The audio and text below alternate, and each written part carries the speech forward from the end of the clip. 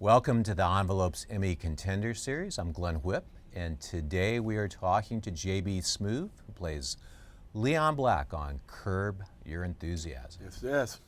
Just coming back, are you shooting season 10?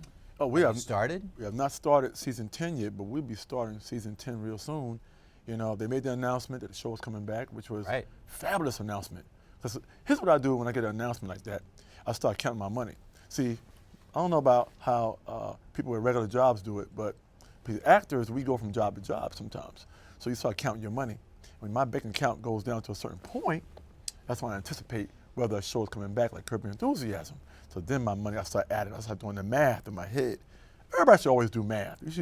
Do you do math a lot? I try, but you think about your I'm bills? a writer, so yeah. You got to do math, man. You got to do your math in your head. Like, okay, if I don't pay my light bill and my lights go off today, can I keep my gas on for another week? See, you got to those are prioritize. Questions. I'm hoping those are questions you're not asking today, but maybe they were when you were a young. No, you have to still ask that question because, like they say, the more you make, the more you spend, and the more problems you have that come along with that money. So you got to make a decision whether you want to sit in the dark or do you want to be able to make oodles and noodles. See, So gas and power. So you're saying, even though you're making more money, you're still dealing with these elemental questions. Let me tell you something. If you as a person don't keep that in your mind at all times, when things really hit the fan, you will not be prepared for it.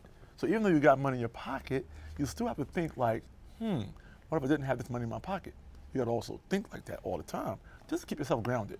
Yeah. A lot of people, they walk around with a rubber band around their wrist so they don't forget where they came from. Okay. You know, I don't know where they lived at, whether Rubber Band Avenue or whether there was a tribe called the Rubber Bands in another country. I don't know why they wear a rubber band around their wrist. Maybe they're just the Rubber Band Man. Maybe it's a tribe called the Rubber Band Men. I don't know. There's a song called that though. There is. Rubber Band Man. Maybe it's a whole tribe of those people Yeah. who wear rubber bands around their wrist. And they got to wear that so they don't forget where they came from. There you go. You always got to do the math. You always do. We do math all the time. Yeah. People always So you're tell still you, doing on a math. scale of 1 to 10, they do that all the time to you, right? How did the math go? Because it was 6 years between seasons of Curb. Yeah. How is the math going in those 6 years? The math is great because what happens is with a show like Curb Your Enthusiasm, what generally happens is you end up, people pull from a show like that and you start doing all these guest spots here and there. You do more movies, you do more TV, you know, and you gotta realize this is last season, season 9 was the first season where I became a regular on the show. Yeah. Although I was a guest performer on the show, my previous years, I was in almost every episode. Right. Your character was a guest. That's different. See, now I see why I'm doing the math. See, you don't get the same money when you're a guest. You're considered a guest, but you're in all the episodes, as opposed to becoming a regular cast member. That's different money. Yeah. And guest star money. So when you're doing guest star money, you got to keep busy all the time. You got to be in commercials. You got to be in other guest star on other TV shows. You have to always try to get a television deal here and there because you're not secure yet. Mm-hmm. You're not a regular. But now you're a regular. Last season I was a regular. Which we were talking before and the camera started rolling here. You're moving into a new house, so maybe that's regular cast member money. That is regular cast member money. As long as, see, here's what we're forgetting again. We're forgetting that Larry took off 6 years. You mentioned that. He took six years off from me becoming a guest star, right, to me becoming a regular cast member, which was last season. I had 6 years there to try to figure out whether I want to eat oodles and noodles or keep my lights on. See? Okay. Isn't that what life is all about, though? Oodles and noodles or sit in the dark. What? And watch Netflix on your phone, which is horrible. It's a horrible life. It's not the same This right experience, here, is with it? your whole family Yeah. watching one screen. Yeah. It's terrible. It brings a certain closeness. It does bring closeness to you, yeah. Yeah. Which is missing nowadays. The closeness is missing. Like right now, if I came over there and squeezed in between that little space right there in that chair and sat right next to you and did this whole interview, that's closeness. Right? I'm looking down and seeing how much space we have here. Damn right you are. We got the sofa there. I could come over there. But Good. did you see Larry in the 6 years between seasons? Of course. Here's what I do. Because you worry about your money, I peek in once in a while. If I'm in his area where his office is at, what I would do is I pull in, go into his office, knock and say, hey, is Larry around? Hey, yeah, Larry's back there. Hey, Larry, JB's here. I go back there and I just check on him. Like a gauge. You know how you do NASCAR and they pull in sometime? They got a little checkpoint.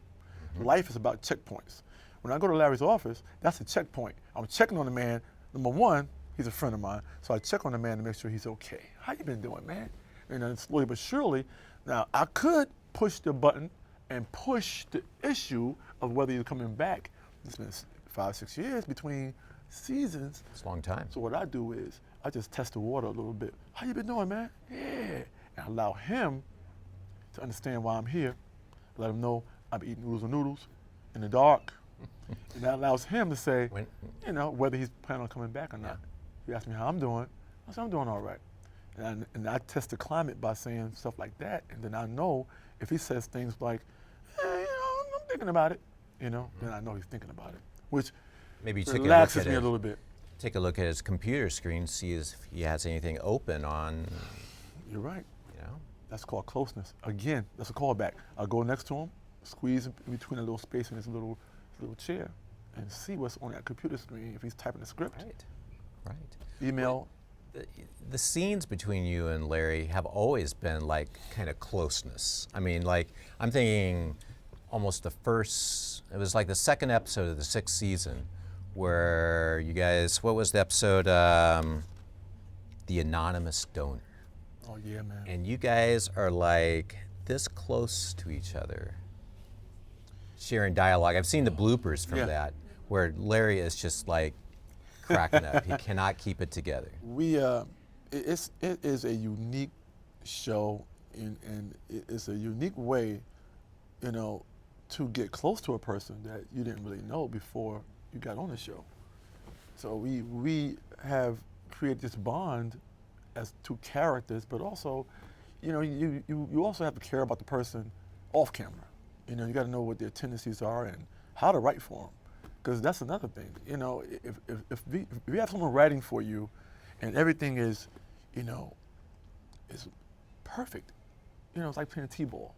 T-ball is a great way for kids to learn how to play baseball and love it without having the dangers of someone throwing a speed pitch at you. The little ball and a little tee, and all you gotta do is hit it. It's so cute. It's so adorable, so cute to see those little kids run with their little uniforms on around the bases. You know, that kid just hit that ball off that little tee. It's easy. That's what I mean by that was just he's underhanding these things to me, and it allows us to connect as two actors, but it also allows us to have fun, because the show is improvised. Right. Completely. So for us to, you know, for me to hit home runs, or for him to be a great pitch to me, I gotta know how to pitch to him too. I gotta know what his tendencies are, what makes him tick, and these are all things I think that come into play when we're on camera together. How quickly did you like zero in on those tendencies? Did you guys kind of, you know what, get together pretty quick? You know, we did the first day. The first day we shot together, I remember the day was almost over, and Larry said to me, you know what, it feels as though we've been working together forever. You know what I mean? That's a nice thing to Which hear. Which is on a great your thing first to day. hear from, and me being a fan of the show forever before I got on the show, it became this thing where I'm like, wow, you know, Larry, you know, we do connect in a certain way, not only because we're both long and lean, skinny guys, you know, both have skinny faces and little tendencies. We're both comedians. We both love to improvise. We both, there's all these different things, but I think somehow you end up in this field that we do. Sometimes you end up down that path, the right path, the path that's where you're supposed to be at. Yeah. You know, sometimes getting there takes a little longer than normal, you know, but I'm happy that I was able to get on a show like this when I did, because I feel like, you know, as an actor, as a comedian, you always grow. You always have growth, and sometimes we got to hit the reset button once in a while. Yeah. Reinvent ourselves, you know, and keep this life interesting. You know what I mean? So you know, something always has to go away for something new to come in. You know, so I think the things that went away and the things that came in at the right time, and allowed me to work with. When you talk about, you know, Yeah. being where you're supposed to be, or time, you know, getting to that place. Right. I mean, there were some serious, like, things had to happen Right. for you to get even the Exactly. audition for Curb. Yeah. It's crazy because, I was at SNL for 3 seasons over there. My 4th season, I didn't get renewed. And all these things that no one knows what the path is going to be, but I truly believe that you always have to be, in some way, ready for whatever is coming. There's nothing worse than, you want something so bad and you're not ready for it when it comes, which sets you back again. So now you're even further back from your goal and from your dreams of things that you want to do. Because you missed your window. Because you missed your window and you weren't ready for your window, or you didn't recognize your window. You didn't recognize that, wow, that was a moment I should have jumped on. Whether it's a new job, whether it's a new friend, whether it's a woman that you saw, something just didn't allow you to gravitate towards it and didn't allow you to prepare yourself for it. You overstepped something, or you stepped on a toe. You didn't realize, you burned the bridge. You didn't realize you burned the bridge. Some people burn bridges in this industry. They don't even know they burned the bridge. They don't know they stepped on a toe. They just go about their normal routine. So when I got on Curb Your Enthusiasm, all these things had to happen. My wife told me I was going to be on the show. She told me that we were watching Curb one day, and believe me, I was a big Curb fan. And I'm watching the show. I'm like, I love this show so much. Ooh, I love it. And I said, baby, I love this show. And she said, you're going to be on that show one day. She said, you say crazy stuff all the time, and you and Larry will get along great. Look at you guys. You're both skinny. You're both funny. You both have a certain personality. She said, I could see the yin and yang working. And I said, wow, I didn't think about it. But then I thought about, what made me think about that was, the first thing I ever did when I first started doing stand-up was, the first thing I ever did was I took an improv class at the Improv Comedy Club in New York City. And that club, right after I took my class, Marty Friedman was my teacher. Now, Marty Friedman was part of the SCTV family. He's a good friend with Lauren Michaels, matter of fact. And when I told Lauren Michaels that I took a class with Marty Friedman, she said, his face lit up. Lauren Michaels, he lit up like, wow, you studied with Marty? I said, yeah. It was so genuine. And that's the first thing I ever did before I hopped on the stage. So I guess that was my improv class. Put that in a little toolbox. Right. Your first step. You know how long ago that was? Like 10 years before I even got on SNL. Yeah. So it just shows to you. Before your wife said you're going to be on Curb. So that little tool had to marinate for a while, but I didn't forget it. Yeah. And that allowed me to use it in my stand-up, but it also allowed me to be on a show like Curb Your Enthusiasm. So all that being said, you don't know what your path is going to be. So me being released by SNL in my 4th season, my wife telling me I'm going to be on the show, all these things had to happen. And then I had to come to LA for one day, because a buddy of mine passed away here in LA. I had to come to LA for one day, And I fired my old agent. I fired my agent while I was at SNL. And I knew here's how sometimes you guys take a chance on what you believe in about yourself. My agent handled a lot of clients on SNL. So I knew that if I fired my agent, there was no way I was going to get re-signed, because there's no one to speak up for me. Yeah. You understand? Yeah. So firing your agent, who handles several people where you work at already, that's a hard one. And charting a new path. That's taking a chance on you. Yeah. That's betting on you. So I can bet on myself because I know my tendencies and I know how hard I work. So I'm never afraid to bet on myself. I'm never afraid to hit the reset button on any occasion, because I truly believe in what I do, and I know that I'm a great salesman. I know that I can sell that Brooklyn Bridge if I wanted to. If I just had a wrench big enough to get that Brooklyn Bridge loose, I can sell that damn bridge.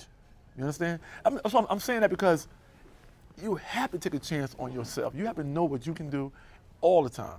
Otherwise, you're just subject to whatever is given to you. And that means you have to take anything and everything, which in turn, it waters you down. You're not going to be in a position that you are confident in. You're not going to be in your strength. Your strength has got to be what you are used to doing.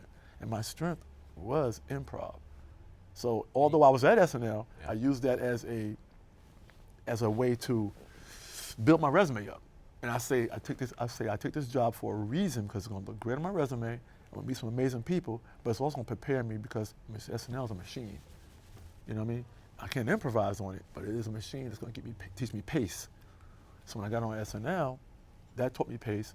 When I came to LA for that audition, and not knowing anything about Curb, just walking to my new agent, my brand new agent who I just met, because I fired my old one, came into the office, said I'm in town for one day. And one agent comes in there and said, hey, I got an audition. How long are you going to be in town? I said, I'm in town for one day.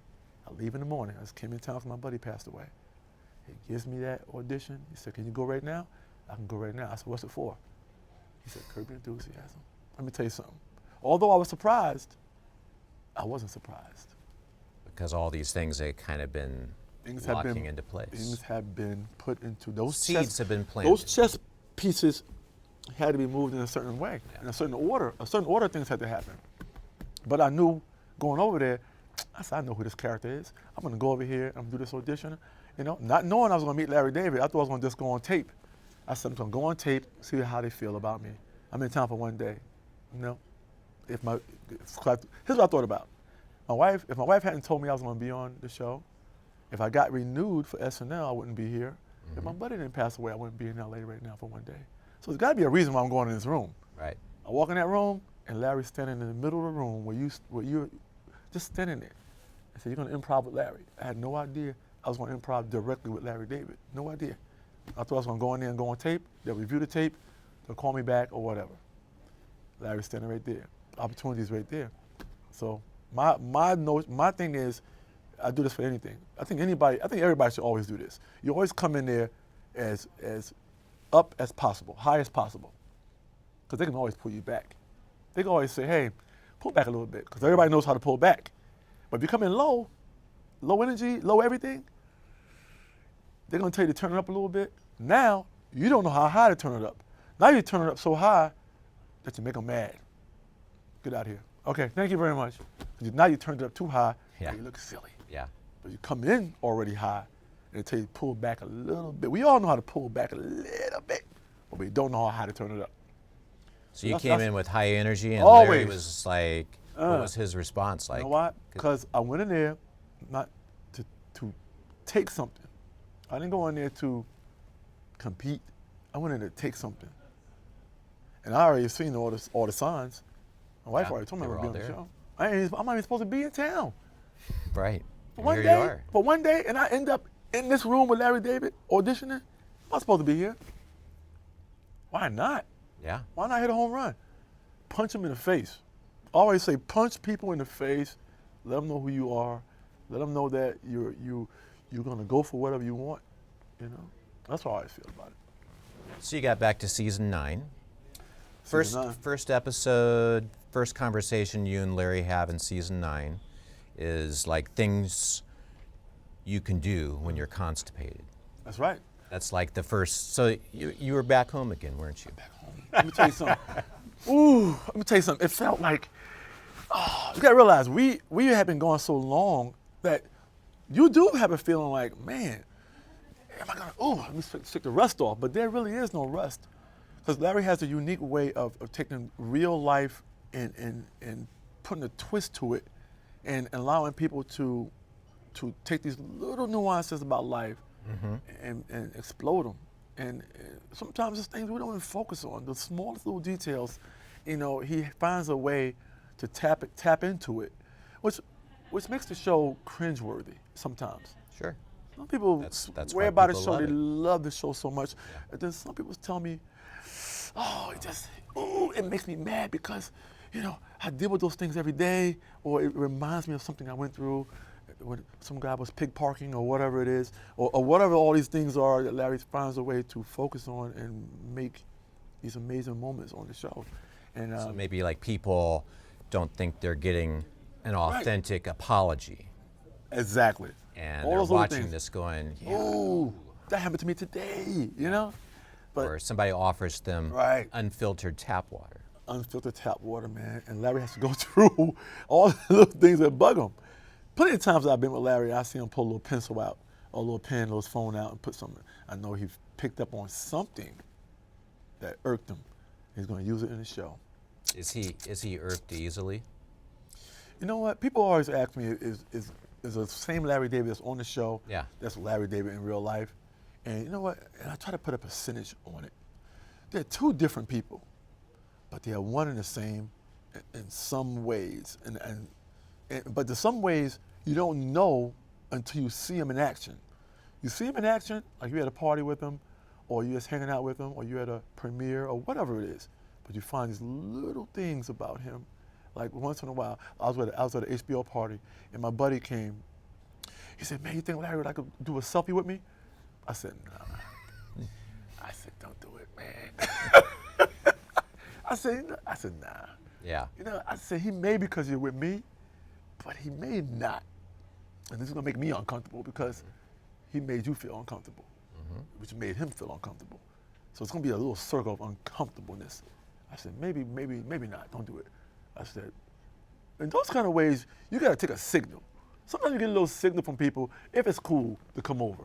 You know, like for me, I'm not big on bugging people, even though I think they might know me. I still don't. Like my wife would say, "Hey, there's so-and-so. He's your favorite actor. Go say hi to him." I'll go, "Nah." You don't want to presume. I don't want to presume, because I always feel like, what if, you know, I mean, sometimes I don't like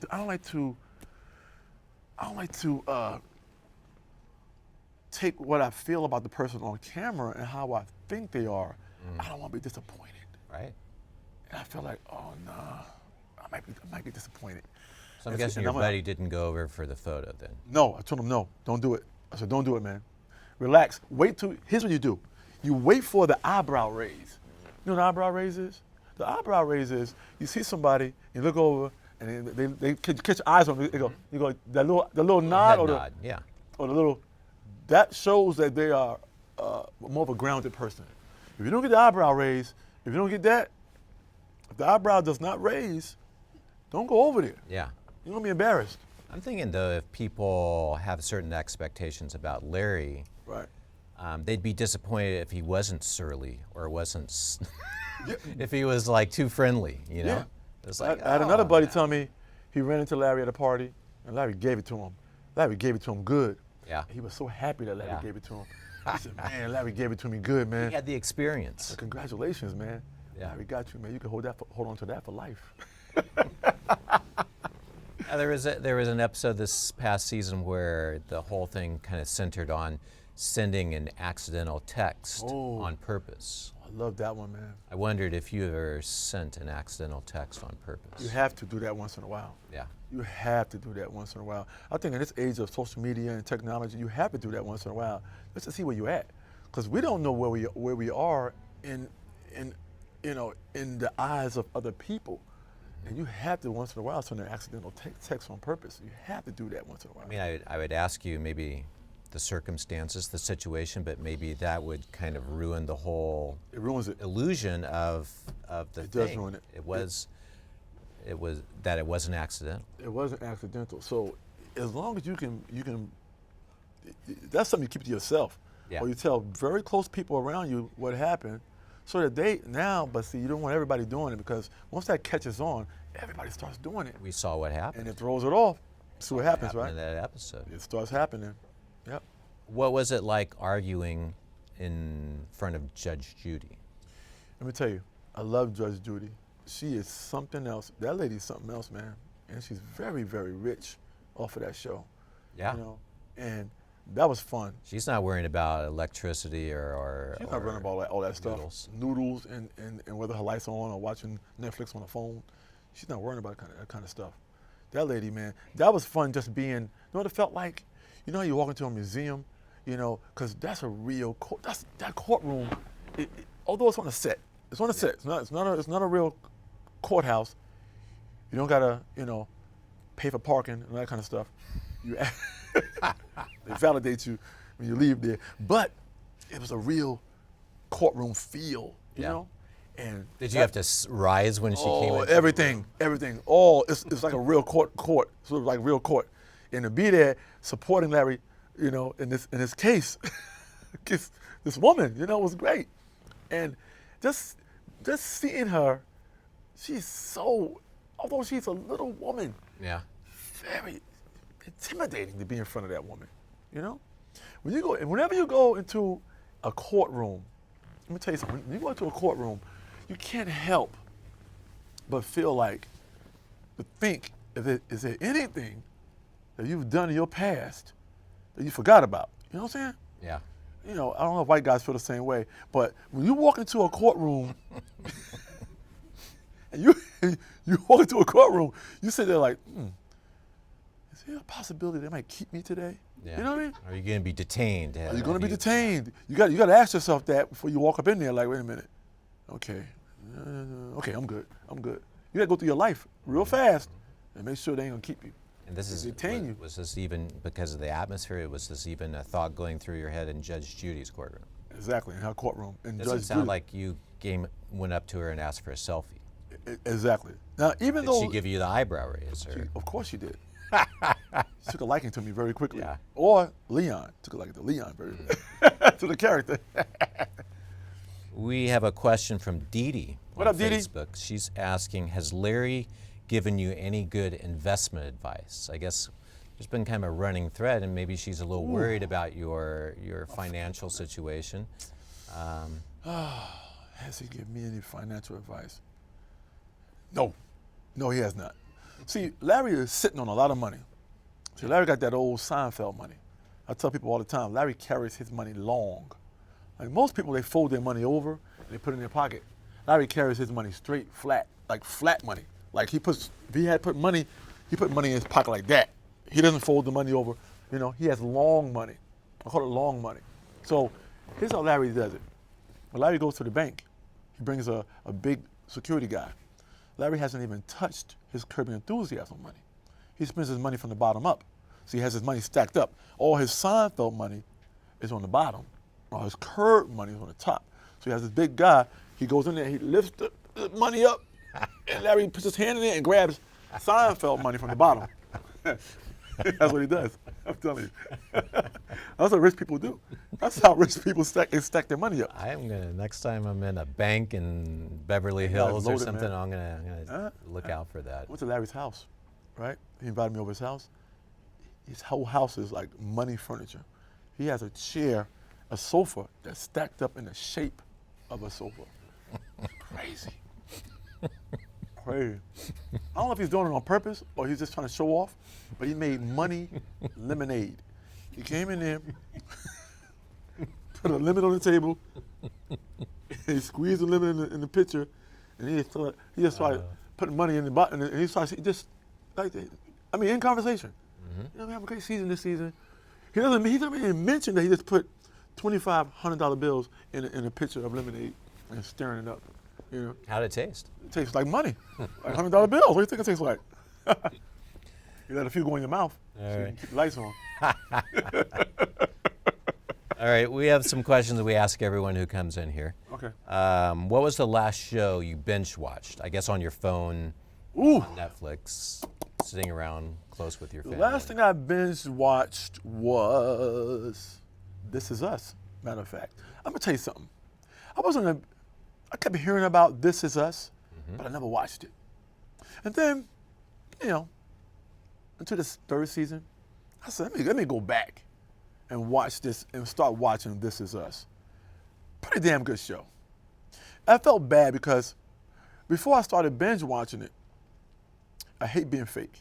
I don't like being a fake person. So all I can go off of is what people have told me about the show, which is hard to relay to people when you meet the actors in person. So I went to the SAG Awards and I seen the whole cast. You know, they had a table right there. I felt bad because they recognized me. You know, they love Curb. And I felt bad knowing in my heart I had not watched one episode of their show. How do I go up to them and say, hey, I love, what you guys are doing on your show? Woo! But I kept it real vague. All my friends love it, man. That's all they talk about. Oh my God, you guys are amazing. Nice. That's See? good. I kept them at bay. Yeah. I did not give me any details, and I prayed that they wouldn't bring any details up to me, because I know damn well I didn't watch one episode of that show yet. So just in case I ran into them again, I made sure I went home and I binge watched every episode of that show. Do you have like Kleenex handy? You always gotta have Kleenex. Kleenex all the time. That's that show. That's a tearjerker. Plenty of times, my wife and I watch that show. My wife would say, she'll come home and we'll say, I say, you want to watch some more? I get all excited. You want to watch some more of This Is Us? She says, I can't do it today, baby. I can't do it today. She doesn't want to go to that place. It's going to take me somewhere. Yeah. Exactly. People say it all the time. It's going to take me somewhere. I don't want to go today. So that show, you have to do that show in spurts. You binge watch it, but you can't watch them all at one time. It's overwhelming. You'd be crawling in a hole and, yeah. You go into a cry coma. You know what a cry coma is? Huh? You're crying yourself into a coma. If you could go back and be on any TV show, Oof. what would it be? Oh, so many. Don't get me wrong. You know how many times I wished I could have walked in on Sanford and Son, or been one of the friends on Genie, or I Dream of Genie. No, that Dream of Genie. When I was a kid, man, that Genie was fine. Let me tell you something. That Barbara Eaton was something else, man.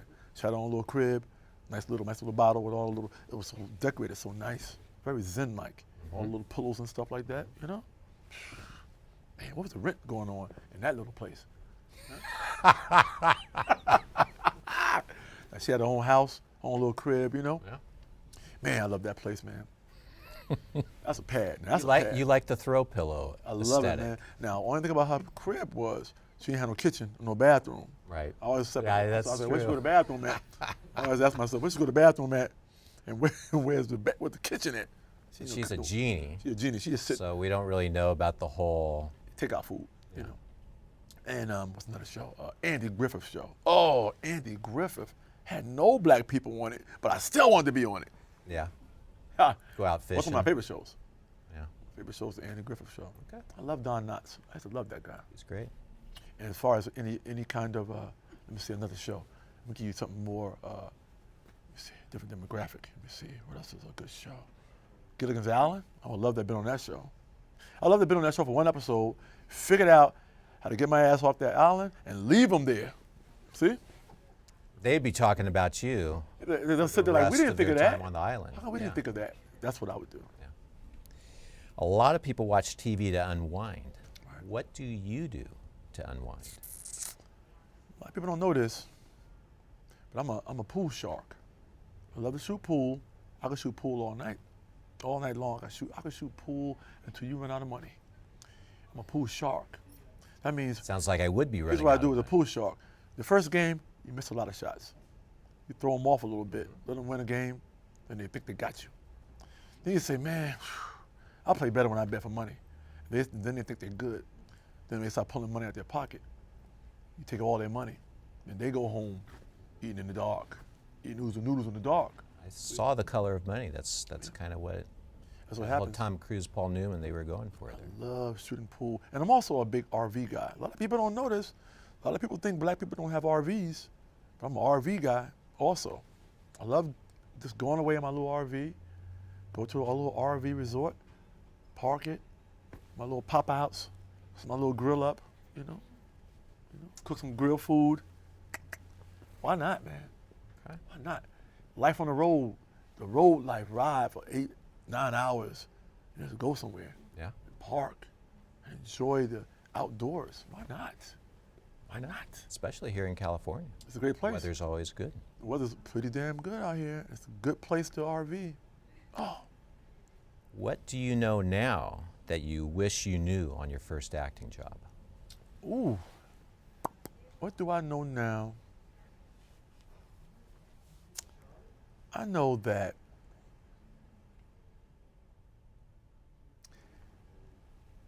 being an actor is just a regular job. It's just a job, I promise you. As much as people think that we have this life that is uninterrupted and everything's always good when you're on TV, we still got to get up in the morning. We still got to work hard. You still got to be prepared. You still got to come early. You stay late. You still have to have presence of mind. Respect co-workers. everything that you have to do at your regular job, we have to do. We don't get away with anything. We still have to show up on time. We still have to work. We still have things to do. We still have, everything that we have is just a job. We still go home to the same things that regular people deal with, And a lot of people who are interested in being actors or being on reality shows and all this kind of stuff, I just let them know that, look, it still requires work to do, preparation. Look at me, man. I took acting classes. I had to do all these things. Take my first improv class for the whole summer. All these things that you have to do to prepare yourself. It's only, this is only what I do as far as stand-up. That's only a vehicle to drive. It's a vehicle to get to other places, whether it's writing on SNL, whether it's being in film, whether it's being on commercials, whether it's being on Curb Your Enthusiasm. This is all a process, a way of getting to that point. That's the one thing I always try to focus on is, the thing I really think I wish I knew then that I didn't then that I know now is the being grounded, being really grounded in who you are as a person, because a lot of times this industry can change you as a person, who you are, and you start to look down on people. One thing about me is I always take photos. I always stop and give you a hug. If you got someone in your mind, within certain time restraints, I will talk to you until I at least get you in the right direction. Even if it's not even acting related. If I find something in you that I feel like you need. One time I was in a hotel. There was a young guy just sitting there. He was just sitting there, just kind of, I could see it was something on his mind. I was waiting for my Uber to come. So I said, man, I just sat down near him. I said, you good? He was like, he didn't even recognize me yet. He's just like, I'm about to go on this interview. I said, oh, wow, that's cool, man. But I can get a sense of who people are sometimes, and I could tell he had a lot on his mind, a lot of weight on him. And he said, yeah, I'm from, I said, are you from here? Something about him just gave me a sense that he was not from here. He said, nah, I'm from Cleveland, but, my girlfriend and I moved here. We had a baby. We moved here to change it up a little bit, a new, just something new in our lives, And he said, man, and I'm going in for an interview right now. I said, here's what you're gonna do. I said, hold your head up, number one. Sit up. You gotta sit up when you go in there. Don't sit like that. Sit up. There's a button, that top button in your shirt. I know it has a button there, let's button it up. Sit a little straight. Look a little more confident when you go in there. So don't go in there like this. Although you got stresses on your mind, you're gonna go in there and get that damn job. You know why? Because you got a beautiful girlfriend, you got a beautiful baby at home, and you need a job. But this is a fabulous hotel. This hotel is fabulous. I'm staying here. It's a beautiful hotel. You need to be working here. I said, when you work here, you go in there, even if you don't get the job, even if you don't get the top job yet, you're not going to come in here and be a manager yet. It's obvious you're going to be working somewhere in here, but I can see you need to start somewhere. I said, so when you go in that room, that employer has got to see you in his mind in a tie in your future, behind that desk, or whatever it's going to be, in that other office, behind there. There's another room behind that front desk that you don't see. There's folks back there doing other stuff. I said, you're going to be there. But he has got to see that person in you today. He's got to see that guy. First impression. His first impression. Yeah. Conversation piece. I said, I wish I had something to give you that's a conversation piece. Anything. I tell people all the time, you always got to have a conversation piece. Even though I'm not smoking a cigar, at any point you can say, what kind of cigar is that, JB? At any point you could. Because this is nothing. But you put a little pocket square in there, right? You do something, even a cool sock, whatever it is. You give that man something to break the ice. You give that man something to break that ice. Yeah. Now you're in. You're in with him. Now you're talking about something that's not even related to the job yet. He wants to know who the hell you are. Oh, what made you wear it? I said, I like that pocket square. Huh? Yeah. Put something around it. Oh, my grandma gave it to me. Now, he's gonna say, oh, I miss my grandma. Or, oh, I love my grandma. Oh, my grandma gave me one. Now you tapped You're into making this a man. connection. You're making a damn connection, Yeah. which works in any level. With a job, with a person, with anything. With anything, it's gonna work. You always go hard. Allow them to pull you back. But going hard allows them to see how hard you can go when you have to. God dang it. I feel like I could just take about 5 or 6 bullet points from these conversations. It's like, from this conversation, kind of life advice. It really JB is. Smoove. Let me tell you something. It really is as simple as you make it, and as hard as you allow it to be. Everything. There's a purpose for everything. It really is. Thanks. Bumps in the road ain't nothing but a bump. Yeah. Huh? Thank you Oh, for coming in and making talk a all damn connection day. here. We You know what? This is the. We could do this all day, me and you. I haven't even asked about the cigar. You have not. So much else to talk So about. much more to talk about. All right. Oh, we got to do this again sometime. Thank you for watching this. And for more of these Emmy conversations, you can go to latimes.com. Take care.